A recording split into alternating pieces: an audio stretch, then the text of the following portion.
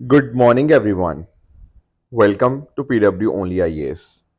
दोस्तों, अगर आज के न्यूज़पेपर की बात करें तो यहाँ पर आप नोटिस कर पाओगे कि इंडिया यहाँ पर कोशिश कर रहा है कि यूएस के साथ एक मिनी ट्रेड डील हम साइन कर पाएं बाय जुलाई 8। अब जुलाई 8 इतनी ज़्यादा इंपॉर्टेंट क्यों हो जाती है? क्योंकि आप लोग जानते होंगे कि डोनाल्ड ट्रंप ने यहाँ पर ये बोला हुआ है कि 9 जुलाई के बाद जो आपके टैरिफ हैं वो यहाँ पे लग जाएंगे, जिसको यूएस रेसिप्रोकल टैरिफ यहाँ पे बोलता है। तो वो 26% लग सकते हैं भारत के ऊपर, जितने भी इंपोर्ट्स हमारे यहाँ पे होंगे। अगर ऐसा होगा तो भारत के ऊपर बहुत बड़ा इम्पैक्ट आएगा, भारत की मैन्युफैक्चरिंग कंपनीज के ऊपर बहुत बड़ा इम्पैक्ट आएगा। तो भारत की कोशिश यही है कि 9 जुलाई से पहले पहले किस तरह से एक ट्रेड डील यहाँ पर हम यूएस के साथ साइन कर पाते हैं।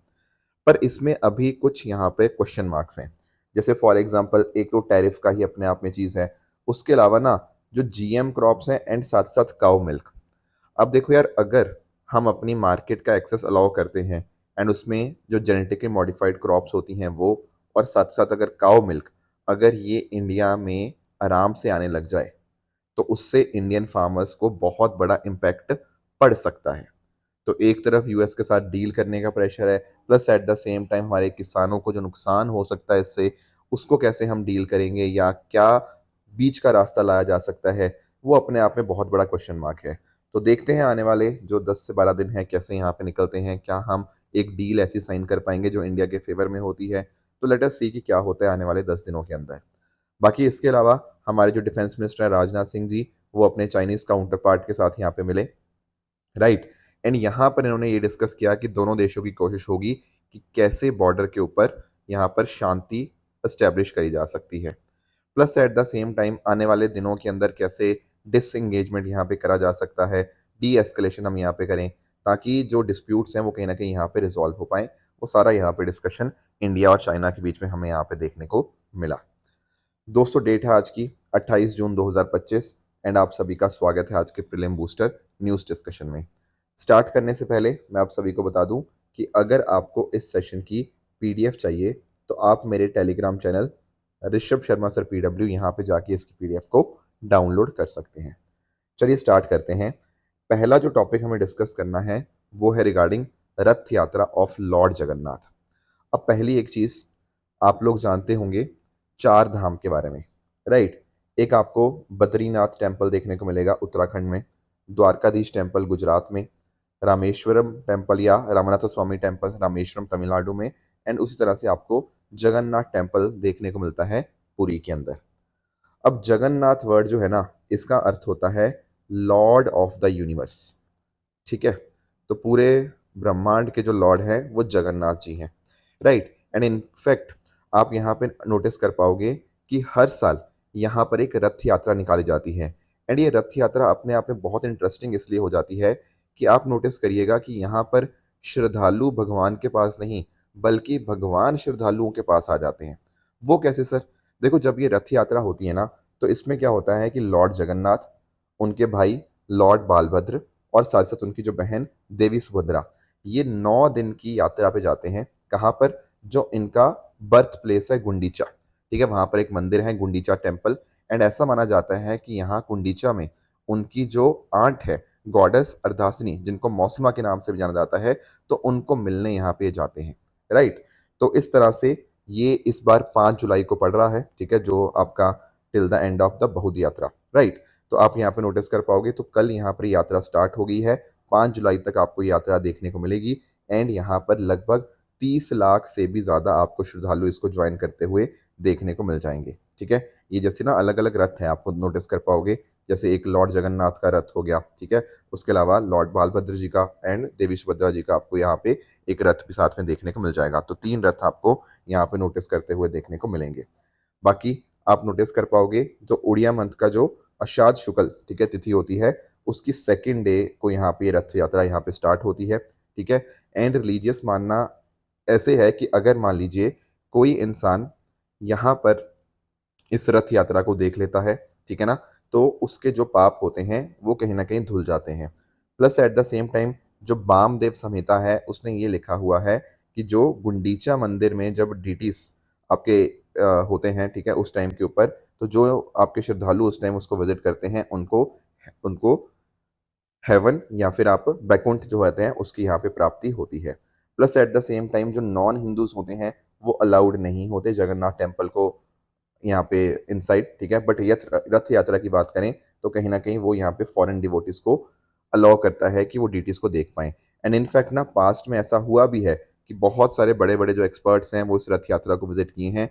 एंड ऐसा भी बताया जाता है कि जब उन्होंने इस रथ यात्रा को देखा तो वो बयान ही नहीं कर पाए कि कितनी बड़ी अपने आप में ये रथ यात्रा थी। एंड इनफैक्ट ना ऐसा बताया जाता है कि जगन्नाथ यात्रा को देखने के बाद उन्होंने इंग्लिश डिक्शनरी के अंदर एक नया वर्ड ऐड किया जिसको हम बोलते हैं जगरनॉट। जगरनॉट आप सुनते होंगे, जगरनॉट का मतलब होता है एक बहुत ही मैसिव, एक अनस्टॉपेबल जो फोर्स होती है उसको जगरनॉट बोलते हैं। तो ऐसी देखो मान्यता है कि शायद जगन्नाथ टेम्पल से ही ये वर्ड निकल के आया है, जगरनॉट। एनीवेज, नेक्स्ट अगर हम बात करें तो ऐसा माना जाता है कि भगवान यहाँ पे इनको अपने श्रद्धालुओं को मिलते हैं। बाकी बहुत सारे रिचुअल्स और भी एसोसिएटेड है इस रथ यात्रा के साथ। जैसे अगर मैं बात करूँ, एक है चहर पन्हारा, ठीक है। ये जो गजपति दिव्या सिंह देव जो पुरी के किंग हैं वो क्या करते हैं, जो रथ के जो फ्लोर हैं उसको गोल्डन झाड़ू के साथ यहाँ पे उसको स्वीप करते हैं, जो कहीं ना कहीं ये दिखाता है कि चाहे राजा हो, चाहे एक प्रजा हो, चाहे कोई भी हो, सब कहीं ना कहीं बराबर है। एंड साथ साथ यहाँ पे आपकी एक डिग्निटी ऑफ लेबर भी है कि काम जो करेगा डेफिनेटली वो काम करना बहुत इंपॉर्टेंट है। उसके अलावा बहुत यात्रा, बहुत यात्रा का मतलब होता है रिटर्न जर्नी। जब कहीं ना कहीं वो वापस आ रहे होते हैं, ठीक है ना, तो जो आपके श्रद्धालु होते हैं उनको राइस केक या फिर पोड़ा पीठा यहाँ पे दिया जाता है। इसके अलावा सुन बेश, ठीक है, सोन ये सोने से आया है, ठीक है ना, सोन वेश मतलब गोल्डन अटायर। तो बहुत यात्रा के एक दिन बाद जो आपके डीटीज होते हैं उनको गोल्ड क्राउन पहनाया जाता है, आर्म्स लेग्स, ठीक है, ये सारी चीजें। साथ ही साथ अगर हम बात करें नीलाद्री विजय, ये होम कमिंग को यहाँ पे दर्शाता है जो 12वें दिन अषाढ़ के यहाँ पे होता है। एंड आखिरी है रसगुल्ला दिवस। यहाँ पर ये नीलाद्री विजय दिवस के ऊपर ही मनाया जाता है जब अपने जो श्रद्धालुओं को, सॉरी आपके माफ कीजिएगा, जो गॉडेस लक्ष्मी है उनको यहाँ पर रसगुल्ला स्वीट्स यहाँ पे ऑफर करी जाती हैं।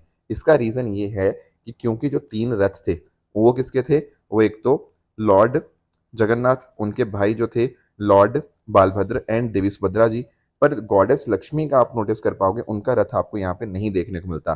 तो क्योंकि उनका रथ नहीं यहाँ पे था तो कहीं ना कहीं शायद वो नाराज हो चुकी होंगी, तो इसीलिए उनको मनाने के लिए रसगुल्ला स्वीट्स यहाँ पे ऑफर करी जाती हैं। तो ये है रसगुल्ला दिवस, ठीक है। बाकी दोस्तों अगर हम बात करें जगन्नाथ टेम्पल की तो आई एम वेरी श्योर आप सबने आर्ट एंड कल्चर के अंदर इसको पढ़ा भी होगा। जो ये टेम्पल है ये लॉर्ड जगन्नाथ जी को डेडिकेटेड है जो कि एक विष्णु के अवतार हैं। तो 12वीं सदी के अंदर यहाँ पे इसको बनाया गया था बाय द किंग आनंद वर्मन चोटगंगा देव, जो कि ईस्टर्न गंगा डायनेस्टी के आपको किंग देखने को मिलते हैं। साथ ही साथ जगन्नाथ जी की जो इमेज है वो यहाँ पर लकड़ी से बनी हुई है, ठीक है। एंड कई बार इसको इसकी एग्जैक्ट रेप्लिका से भी रिप्लेस कर दिया जाता है। मतलब कि कई बार इसको जहाँ पे इसको जब चेंज किया जाता है ना तो उसकी एग्जैक्ट मूर्ति एक तरह से वहाँ पे पेश कर दी जाती है। Plus at the same time ये कलिंगा स्टाइल ऑफ आर्किटेक्चर में यहाँ पे बना हुआ है। इसके 5 रथ यानी कि 5 चैरियट्स आपको देखने को मिल जाएंगे और ये एक एलिवेटेड, ठीक है ना, एक एलिवेटेड प्लेटफॉर्म के ऊपर बना हुआ देखने को मिलता है।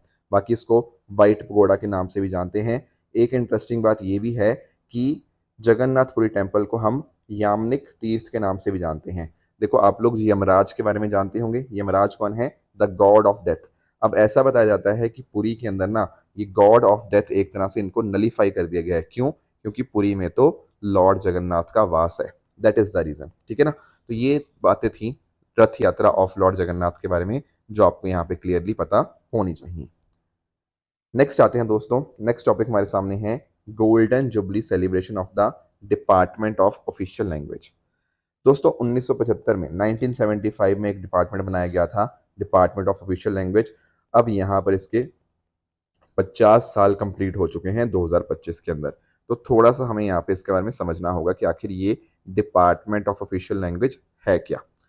देखो 1975 में इसको जो बनाया गया उसका रीज़न ये था कि हम चाहते थे हिंदी और हमारी जो और इंडियन लैंग्वेजेस हैं उनका यूजेज हम एडमिनिस्ट्रेटिव वर्क्स के अंदर या ऑफिशियल वर्क्स के अंदर थोड़ा और बढ़ाएं। इस पर्पज से यहाँ पे 1975 के अंदर इस डिपार्टमेंट को यहाँ पे बनाया गया। तो कोशिश यही थी कि भारत की जो एक तरह से इतनी ज़्यादा डाइवर्सिटी है लैंग्वेज के अंदर उसको हम यहाँ पे फर्दर और यहाँ पे प्रमोट करें, मेजरली हिंदी को, but at the same time और बाकी भारतीय लैंग्वेजेस को भी यहाँ पे हम करें। तो ये जो आपका ऑफिस है, डिपार्टमेंट ऑफ ऑफिशियल लैंग्वेज, ठीक है ना, तो ये होम मिनिस्ट्री के अंतर्गत आता है एंड डेफिनेटली बहुत इंपॉर्टेंट रोल यहाँ पे ये प्ले करता है। थोड़ा सा हम यहाँ पे ऑफिशियल लैंग्वेज को अंडरस्टैंड करने की कोशिश करते हैं। दोस्तों अगर हम बात करें ना अपने संविधान की, तो आर्टिकल 343 में ये लिखा हुआ है कि हिंदी भारत की ऑफिशियल लैंग्वेज है। पर हमारे पास 1963 का एक ऑफिशियल लैंग्वेज एक्ट है जो ये बताता है कि इंग्लिश को भी हम कंटिन्यू करेंगे फॉर द ऑफिशियल पर्पस, यानी कि हिंदी के साथ साथ आप कह सकते हो इंग्लिश भी आपकी ऑफिशियल लैंग्वेज आपको देखने को मिल जाएगी। यही ऑफिशियल लैंग्वेज है जो आपकी administrative purpose, communication and public documentation में आपकी इस्तेमाल करी जाती है, ठीक है ना। बाकी आर्टिकल 345 ये भी कहता है कि अगर मान लो कोई राज्य, कोई स्टेट ऐसा है जो चाहता है कि नहीं यार अपनी कोई रीजनल लैंग्वेज को इस्तेमाल करना है एडमिनिस्ट्रेटिव पर्पस के लिए, तो वो भी कर सकता है, उसमें भी कोई दिक्कत वाली बात नहीं है। पर अगर हम देश की बात करें तो ये दो ऑफिशियल लैंग्वेज आपको देखने को मिलती हैं। बाकी इसके अलावा आर्टिकल 348 बात करता है कि भाई सुप्रीम कोर्ट, हाई कोर्ट या जो भी आपके बिल्स इंट्रोड्यूस होंगे ना पार्लियामेंट के, उनकी लैंग्वेज क्या होगी, उनकी लैंग्वेज आपको इंग्लिश देखने को मिलेगी। अनटिल एंड अनलेस पार्लियामेंट कुछ और लैंग्वेज प्रिस्क्राइब करता है, नहीं तो सारी ऑफिशियल प्रोसीडिंग्स आपकी इंग्लिश में ही देखने को मिलेगी। चलो ठीक है। बाकी आप लोग जानते होंगे 8वें शेड्यूल के अंदर टोटल आपको 22 शेड्यूल लैंग्वेजेस देखने को मिल जाएंगी। ये सब तो हमने देखा ही हुआ है एंड यहाँ पे कोई क्राइटेरिया भी नहीं है सच कि कौन सी लैंग्वेज को शेड्यूल लैंग्वेज में डालना है। There is no such criteria. बाकी हिंदी का डेफिनेटली रोल बहुत बहुत इंपॉर्टेंट आपको देखने को मिल जाएगा, ठीक है, जैसे मैंने आपको बताया अभी। तो ये सारी बातें हैं, ठीक है, कि क्यों यहाँ पे इस डिपार्टमेंट को बनाया गया, ताकि हिंदी का जो कहीं ना कहीं ऑफिशियल पर्पस के लिए रोल है उसको हम यहाँ पे बढ़ा पाएं। क्लियर है ये बात। बाकी इसके अलावा सरकार के बहुत बहुत सारे इनिशिएटिव्स हैं लैंग्वेजेस के कॉन्टेक्स्ट के अंदर। जैसे आपने सुना होगा एक भारत श्रेष्ठ भारत के बारे में। तो भारत की लिंग्विस्टिक यूनिटी, ठीक है कि हमारे यहाँ पे हो सकता है बहुत सारी लैंग्वेजेस हों पर हम सब भारतीय एक हैं। तो एक तरह से यूनिटी इन डाइवर्सिटी की हम यहाँ पे बात कर सकते हैं। उसके अलावा अगर हम बात करें भाषा संगम की, तो बच्चों को ना हम अलग अलग फ्रेजेस पढ़ाते हैं 22 लैंग्वेजेस के अंदर। तो कहीं ना कहीं यहाँ पर भी हमारी यूनिटी दिखती है लैंग्वेजेस के अंदर। उसके अलावा हिंदी शब्द सिंधु एक तरह की यहाँ पे डिक्शनरी है कि बहुत सारे जो रीजनल वर्ड्स हैं हिंदी के अंदर उनको यहाँ पर हम डिक्शनरी के अंदर इंक्लूड करते हैं। उसके अलावा भारतीय भाषा अनुभाग ये बात करता है कि आपके जो स्टेट और आपके सेंट्रल एडमिनिस्ट्रेशन के जो फंक्शंस हैं वो इंडियन लैंग्वेजेस के अंदर हो, ताकि गवर्नेंस में भी रीजनल लैंग्वेजेस का इस्तेमाल हो। बाकी जो न्यू एजुकेशन पॉलिसी है उसमें भी बात करी गई है मदर टंग एजुकेशन देने की अप टू क्लास 5 एंड अगर पॉसिबल हो तो क्लास 8 तक भी। बाकी इसके अलावा आप नोटिस करते हो कि हमारे पास टोटल 11 क्लासिकल लैंग्वेजेस हैं। पहले 6 हुआ करती थी, बाद में 5 और ऐड हुई, तो इस तरह से टोटल आपको 11 लैंग्वेजेस देखने को मिलती हैं। ये कहीं ना कहीं भारत की डाइवर्सिटी को ही यहाँ पे दर्शाती हैं। तो हमारा जो डिपार्टमेंट ऑफ ऑफिशियल लैंग्वेज है, राइट, उसके 50 साल यहाँ पे कंप्लीट हो चुके हैं। तो ये चीज़ें आपको यहाँ पे क्लियर होनी चाहिए। नेक्स्ट दोस्तों आते हैं ग्लोबल यूनिकॉर्न इंडेक्स 2025 के बारे में थोड़ा अंडरस्टैंड करते हैं। सबसे पहली बात कि सर यूनिकॉर्न होता क्या है। इकोनॉमी के अंदर मैंने डेफिनेटली आप लोगों के साथ कई बार डिस्कस किया हुआ है, हल्का सा उसको रिवाइज कर लेते हैं। दोस्तों एक अमेरिकन वेंचर कैपिटलिस्ट थे एलन ली, ठीक है, इन्होंने 2013 के अंदर ये टर्म कॉइन करी थी यूनिकॉर्न। यूनिकॉर्न का मतलब पता क्या है, एक ऐसी प्राइवेटली हेल्ड स्टार्टअप कंपनी जिसकी वैल्यूएशन $1 बिलियन से ज़्यादा होती है। गेटिंग इट, $1 बिलियन से ज़्यादा की valuation. The word here is valuation, यहाँ पर कोई वर्ड रेवेन्यू नहीं है या और कोई टर्म नहीं है, प्रॉफिट वगैरह कुछ नहीं है, द टर्म इज वैल्यूएशन, ठीक है। अब अगर हम बात करें तो there is a Huron research institute. इस रिसर्च इंस्टीट्यूट के द्वारा ग्लोबल यूनिकॉर्न इंडेक्स 2025 यहाँ पे निकाला गया है। इसके हिसाब से ना टोटल 1523 प्राइवेटली हेल्ड स्टार्टअप्स आपको देखने को मिल जाएंगे जिनकी वैल्यूएशन $1 बिलियन से ज़्यादा है, यानी कि वो अपने आप में यूनिकॉर्न है, ठीक है। अब एक दो चीज़ें आप अंडरस्टैंड करना, हो सकता है आपको ये जो आंकड़े देखने को मिले ये बाकी और सोर्सेज से अलग हों। इसका रीज़न पता क्या है, देखो पहली बात तो ये है कि बहुत सारे ना यूनिकॉर्न्स जो होते हैं वो हो सकता है आज यूनिकॉर्न हो बट आगे जाके उनकी वैल्यूएशन हो सकता है $1 बिलियन से कम हो जाए, क्योंकि देखो वर्ड इज वैल्यूएशन हेयर, और वैल्यूएशन मतलब वो कंपनी की क्या वर्थ है। तो कई बार वो ऊपर नीचे होती रहती है डिपेंडिंग ऑन द परफॉर्मेंस। जैसे फॉर एग्जांपल लेट्स से मैं बाईजूस की बात करूं, बाईजूस की पहले एक टाइम पे वैल्यूएशन बहुत ज़्यादा थी, आज के टाइम के ऊपर इट इज़ ऑलमोस्ट जीरो, ठीक है ना। तो कहीं ना कहीं वो जो बातें हैं तो वैल्यूएशन एक तो चेंज होती रहती है, कम ज़्यादा होती रहती है। दूसरी बात यहाँ पर जो यूनिकॉर्न देखे जा रहे हैं ना वो प्राइवेटली हेल्ड स्टार्टअप्स देखे जा रहे हैं। जैसे फॉर एग्जाम्पल लेट्स से मैं बात करूं, लेट्स से जोमेटो की बात करूं, तो जोमेटो भी एक तरह पहले टाइम के ऊपर क्या था, प्राइवेटली हेल्ड था। पर आज के टाइम उसके आपको शेयर स्टॉक मार्केट के ऊपर लिस्टेड आपको देखने को मिल जाएंगे। तो कहीं ना कहीं उसको हम यूनिकॉर्न में इंक्लूड नहीं करेंगे as per the Hurun research institute. Got the point. तो इसीलिए जो नंबर्स होंगे ना, हो सकता है आपके बाकी सोर्सेज के साथ कुछ मैच ना करें, उसका रीजन यही होता है। ठीक है, तो समझते हैं एनीवेज कि कहाँ कहाँ पे कितने कितने स्टार्टअप्स, सॉरी आपके यूनिकॉर्न्स हैं। तो आप नोटिस कर पाओगे कि यूएसए के अंदर आपको सबसे ज्यादा आपको यूनिकॉर्न्स देखने को मिल जाएंगे। लगभग 758 यूनिकॉर्न्स यहाँ पे आपको देखने को मिलेंगे। एंड इनफैक्ट ना, दुनिया के सबसे जो 10 मोस्ट वैल्यूएबल यूनिकॉर्न्स हैं, उनमें से 6 तो आपको यूएसए के देखने को मिलेंगे। इनफैक्ट सैन फ्रांसिस्को को दुनिया की unicorn capital of the world भी बोला जाता है, क्योंकि यहीं पर आपको टोटल 199 यूनिकॉर्न्स देखने को मिल रहे हैं। फिर चाइना की दोस्तों बात करें तो यहाँ पर आपको 343 यूनिकॉर्न्स देखने को मिल जाएंगे। ठीक है ना। एंड इंडिया की बात करें, इंडिया तीसरे नंबर पर है आफ्टर यूएसए एंड चाइना, जहां पर आपको टोटल 64 यूनिकॉर्न्स देखने को मिलेंगे। देखो मैं वही बता रहा हूँ, ये नंबर्स ऊपर नीचे होते रहते हैं, उसका कारण मैं आपको ऑलरेडी एक्सप्लेन यहाँ पे कर चुका हूँ। जैसे जीरोदा हो गया, ड्रीम 11 है, रेजर पे है, ठीक है ना। तो इस तरह से आपको अलग अलग यूनिकॉर्न्स देखने को मिल जाएंगे। बाकी बैंगलोर दुनिया में 7वें नंबर पर है, मुंबई 22वें सिटी के ऊपर, एंड गुरुग्राम आपको 27वें पोजीशन के ऊपर देखने को मिल जाएगा। बाकी और कंट्रीज कौन सी हैं, यूएसए, चाइना, इंडिया के बाद उसमें आपको UK, Germany, France, Canada, Israel, south Korea, Singapore, ये सारे देश आपको यहाँ पे यूनिकॉर्न के अंदर टॉप में देखने को मिल जाते हैं। नेक्स्ट आते हैं अगले टॉपिक पे, माँ जानकी टेम्पल को थोड़ा सा अंडरस्टैंड करने की हम यहाँ पे कोशिश करते हैं। दोस्तों जब हम बात करते हैं ना सीता माता की, तो सीता माता के बर्थ प्लेस के रिगार्डिंग अलग अलग आपको स्टोरीज आपको देखने को मिलती हैं, राइट। काफी सारे लोग ये बोलते हैं कि जो सीता माता का बर्थ हुआ वो जनकपुर नेपाल के अंदर हुआ, ठीक है। But there are many other stories. For example, एक स्टोरी यहाँ पर आपको देखने को मिलती है कि सीता माता का बर्थ नहीं हुआ, रेदर बोला जाता है कि वो एक तरह से बर्थ की बजाय एक धरती के ऊपर डायरेक्टली शी केम, ठीक है ना, वो धरती से एक तरह से निकली है। भूमि देव, उनको भूमि देवी बोलते हैं, कि she was born from the earth. And ऐसा बताया जाता है कि जो किंग जनक थे, उन्होंने यहाँ पर उनको डिस्कवर किया जब वो एक फील्ड में प्लो कर रही थी, ठीक है, फील्ड प्लो कर रही थी उस टाइम के ऊपर। तो काफी सारे लोगों का ऐसा मानना है कि जो सीता माता का जन्म स्थान है ना, वो बिहार में है, ठीक है। तो नेपाल वाली भी एक आपको स्टोरी देखने को मिलती है, but at the same time Bihar में आपको जो सीतामढ़ी देखने को मिलेगा, उसको भी सीता माता का बर्थ प्लेस यहाँ पे माना जाता है। अब हमारी जो बिहार सरकार है, वो यहाँ पे उसने नोटिफिकेशन इशू करा है कि यहाँ पर जहाँ पे सीता माता का बर्थ प्लेस माना जाता है सीतामढ़ी में, वहां पर एक बहुत भव्य टेम्पल बनाया जाएगा डेडिकेटेड टू द माँ जानकी या गॉडेस सीता, ठीक है ना। तो कहाँ बनेगा ये, at the Punardham in the Sitamarhi district Bihar, ठीक है, जिसको यहाँ पे बर्थ प्लेस कंसिडर किया गया है। जैसा हमने अयोध्या के अंदर राम जन्मभूमि मंदिर बनाया है, बिल्कुल उस तरह से यहाँ पर आपको सीता माता के लिए मंदिर भी देखने को मिल जाएगा। Plus at the same time आप जानते ही होंगे गॉडेस सीता के बारे में, राइट। एंड लॉर्ड राम की वो वाइफ थी, एंड साथ ही साथ रामायण के अंदर जो मेन फीमेल करेक्टर थी वो माता सीता ही थी। इसके अलावा इनको यहाँ पर गॉडेस लक्ष्मी का एक तरह से अवतार माना जाता है, एंड वो प्योरिटी, डिवोशन, करेज और सेक्रीफाइस को यहाँ पे सिंबलाइज करती हैं। बाकी जो मैं आपको बता रहा था, ऐसा माना जाता है कि वो भूमि से, धरती से पैदा हुई हैं, भूमि देवी से यहाँ पे, एंड किंग जनक ने उनको यहाँ पे डिस्कवर किया था इन मिथिला, राइट।